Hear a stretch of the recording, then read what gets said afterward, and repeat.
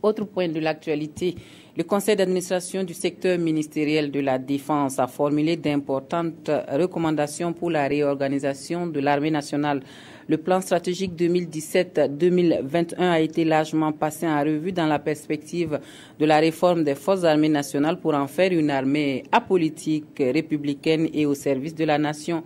Les travaux du conseil d'administration du ministère de la Défense nationale et des anciens combattants se sont achevés hier, vendredi.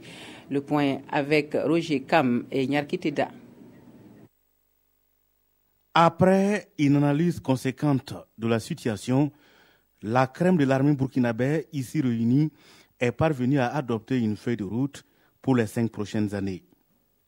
Le plan stratégique adopté impose une réforme profonde de l'armée.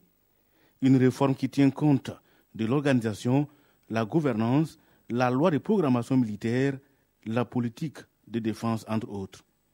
Que ce soit la question de la loi de programmation, c'est quelque chose déjà que nous avons proposé dès le début de la préparation, je dirais, de ce rapport.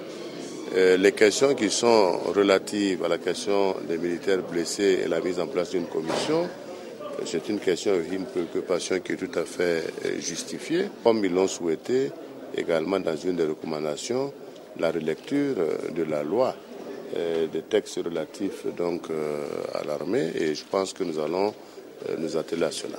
Il s'agira alors de constitutionnaliser et de fixer dans la Constitution les missions régaliennes de l'armée.